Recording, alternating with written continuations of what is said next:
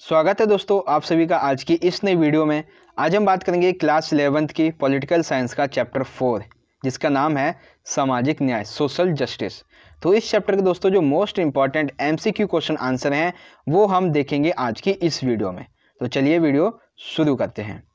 तो इस चैप्टर का सबसे पहला देखिए प्रश्न आपकी स्क्रीन पे है, भारत में न्याय का संबंध था, यानी कि प्राचीन भारत में न्याय का संबंध किससे था? धर्म से, ध्यान से, राज्य से या फिर राजा से? तो प्राचीन भारत में जो न्याय का संबंध था वो धर्म से था। किससे था संबंध? धर्म से।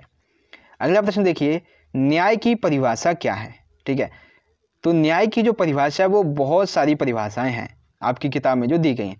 पहली परिभाषा, प्राचीन भारतीय समाज में न्याय जो था वो धर्म के साथ जुड़ा था, सही है। दूसरा है, न्याय का संबंध हमारे सार्वजनिक जीवन के नियमों से होता है, ये भी सही है। ठीक है। दूसरा है, जैसा आप बोते हैं वैसा ही आप काटेंगे, यानी कि जैसा आप करेंगे वैसा आप भरेंगे, तो ये भी सही है। यानी कि न्याय की परिभाषा उपरोक्त सभी हैं। ठीक है, तो इस संबंध में कौन सा सही होगा? ऑप्शन 4 आपका सही हो जाएगा। अगला प्रश्न देखिए, ये जो प्रश्न है ये आपने बहुत बार सुना भी होगा कि अदालत में जो न्याय की देवी होती है उसकी आंखों पर पट्टी क्यों बंधी होती है?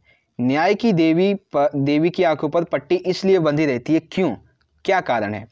उसे निष्पक्ष रहना चाहिए, वह देख नहीं सकती, यह एक परंपरा है, या फिर वह स्त्री है? तो न्याय की देवी जो है उसकी आंखों पर पट्टी इसलिए बंधी रहती है क्योंकि उसे निष्पक्ष रहकर न्याय करना होता है, वो किसी के पक्ष में रहकर न्याय नहीं करती है। ठीक है, तो ये हुआ क्वेश्चन नंबर 3। आई होप समझ गए होंगे। अगला प्रश्न देखिए, द रिपब्लिक के लेखक कौन है? आपकी जो बुक है उसमें दिया गया है चैप्टर में कि एक बुक है द रिपब्लिक, इसके लेखक कौन है?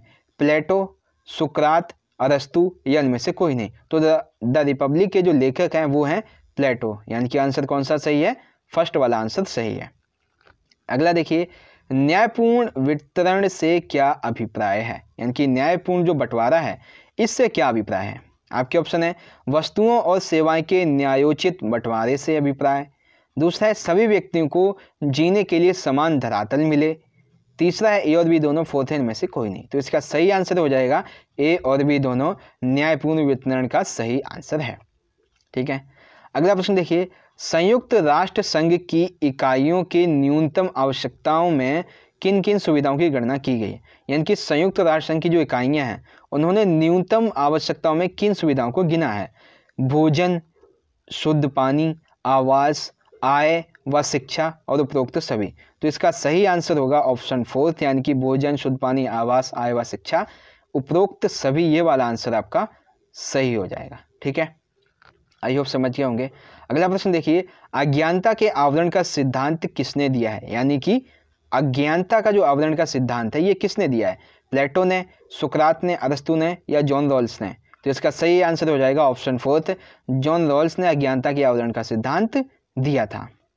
अगला प्रश्न देखिए, सामाजिक न्याय को स्थापित करने का तरीका नहीं, यानी कि सामाजिक न्याय को यदि स्थापित करना है समाज में तो उसका कौन सा तरीका है जो उनमें से नहीं है? समान लोगों के प्रति समान व्यवहार, सही है। समानुपातिक न्याय के द्वारा, सही है। विशेष जरूरतों का विशेष ख्याल रखे, सही है। सभी के साथ समान एक जैसा व्यवहार, यानी कि हर एक व्यक्ति के साथ एक जैसा व्यवहार किया जाए, तो ये वाला गलत हो जाएगा। ठीक है, जो जैसा है उसके साथ वैसा व्यवहार किया जाए तो ये तो सामाजिक न्याय होगा। यानी कि ऑप्शन कौन सा गलत है? आपका 4th वाला ऑप्शन गलत है। आई होप आप समझ गए होंगे। अगला प्रश्न देखिए, न्याय की परिभाषा से संबंधित सही मिलान कीजिए। ये वाला जो प्रश्न है दोस्तों मोस्ट इंपॉर्टेंट है। ठीक है, कि न्याय की परिभाषा से संबंधित आपको मिलान करने हैं। तो सबसे पहला है प्रोफेसर सेलमन। तो प्रोफेसर सेलमन के अनुसार जो सही मिलान जाएगा वो जाएगा इससे, न्याय हर शरीर को उचित हिस्सा बांटने का एक साधन है। सेलमन जी कहते हैं कि न्याय जो है वो हर शरीर को उचित हिस्सा बांटने का एक साधन है। ठीक है। दूसरा है प्लेटो। प्लेटो जो है इनके द्वारा अपनी बुक लिखी गई है द रिपब्लिक। इन्होंने कहा है कि न्याय की व्याख्या करते हुए कहा है, लोगों का जीवन कार्यात्मक विशेषज्ञता के नियमों के अनुरूप है। ठीक है। फिर तीसरा पॉइंट है कन्फ्यूशियस। तो कन्फ्यूशियस के अनुसार गलत करने वाले को दंडित किया जाए और भले लोगों को पुरस्कृत करना ही न्याय कहलाता है। ठीक है। फिर है सुकरात। तो सुकरात ने देखिए क्या कहा है, यदि सभी अन्यायी हो जाएंगे तो कोई भी सुरक्षित नहीं रहेगा। और इमैनुअल कांट कहते हैं कि हर व्यक्ति की एक गरिमा होती है, इसलिए हर व्यक्ति को उसका प्राप्य, उसे क्या मिलना चाहिए वो मिले, और वह अपनी प्रतिभा के विकास के लिए, लक्ष्य की पूर्ति के लिए समान अवसर उसे प्राप्त होने चाहिए। फिर आखिरी बचता है डॉक्टर भीमराव अम्बेडकर।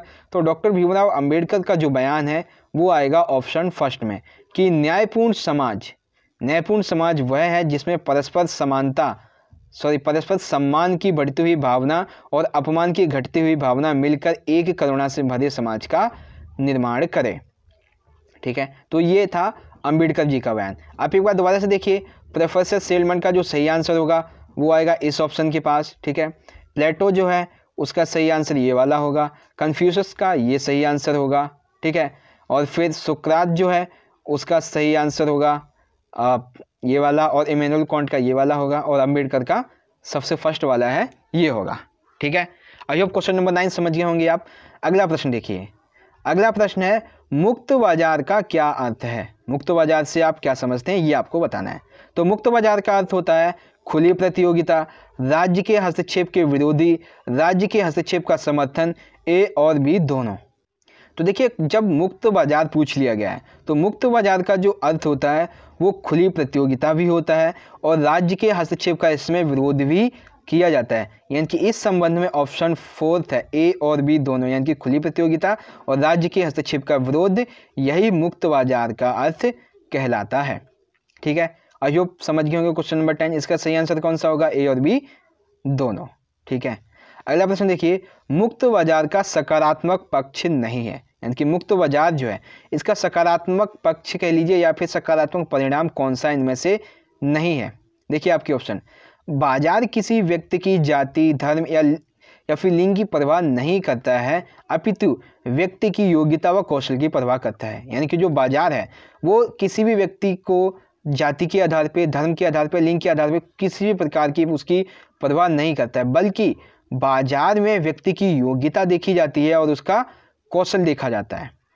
दूसरा है नागरिकों को अधिक विकल्प चुनने का मौका मिला है। हाँ, ये सही है कि मुक्त बाजार की वजह से बहुत सारी कंपनियां आई हैं, नई नई कंपनियां खुली हैं, नई नई दुकानें खुली, तो इस मामले में नागरिकों के सामने बहुत अधिक विकल्प जो है वो उन्हें मिले हैं। ठीक है, मुक्त बाजार की वजह से वस्तुओं की गुणवत्ता में सुधार आया है। हर व्यक्ति चाहता है कि उसकी वस्तु जो है वो बिके, तो वो क्या करता है, अपनी वस्तु की गुणवत्ता में सुधार लाता है। धीरे धीरे जो कंपनियां आती जा रही हैं इनकी वजह से, मुक्त बाजार की वजह से वस्तु में गुणवत्ता में सुधार आया है, तो ये मुक्त बाजार का सकारात्मक पक्ष भी है।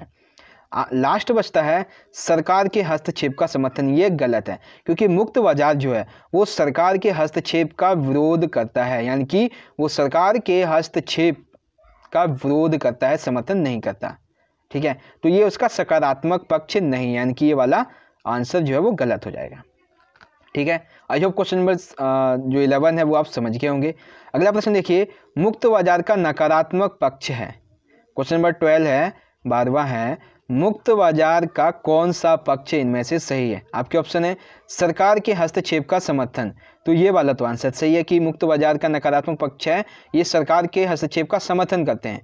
वृद्धों और रोगियों को प्रतिस्पर्धी बनाने का उपयोग, यानी कि ये कहते हैं कि सरकार को जो लोग वृद्ध हैं, रोगी हैं, उन्हें भी बाजार में प्रतिस्पर्धी बनने के लिए उन्हें भी सहायता मिलनी चाहिए। ठीक है, तीसरा है मुक्त बाजार ताकतवर, धनी व प्रभावशाली लोगों के हित में काम करने को प्रवृत्त होते हैं।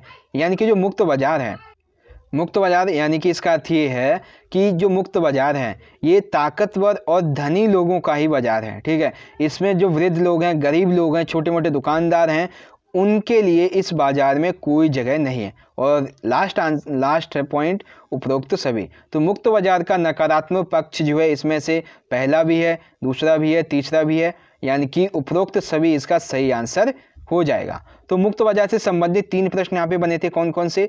मुक्त बाजार का अर्थ क्या होता है, जिसका सही आंसर है ऑप्शन 4 ए और बी दोनों। मुक्त बाजार का सकारात्मक पक्ष कौन सा नहीं है, इसका सही आंसर था सरकार के हस्तक्षेप का समर्थन। और 12वां था मुक्त बाजार का नकारात्मक पक्ष कौन सा है, तो इसका सही आंसर था उपरोक्त सभी। तो आई होप दोस्तों आपको ये जो चैप्टर है आपका सामाजिक न्याय का, ये आपको समझ में आया होगा और इस चैप्टर के जो most important MCQ question answer हैं वो भी आपको समझ में आ गए होंगे। अगर दोस्तों वीडियो अच्छी लगी तो लाइक करना, इस वीडियो को ज़्यादा से ज़्यादा अपने दोस्तों के साथ जरूर शेयर कर दीजिएगा। हम मिलेंगे दोस्तों अगली वीडियो में इसी चैप्टर के मोस्ट इंपॉर्टेंट क्वेश्चन आंसर की वीडियो के साथ। तब तक के लिए आप पढ़ते रहिए, अपना ख्याल रखिए। धन्यवाद। जय हिंद, वंदे मातरम।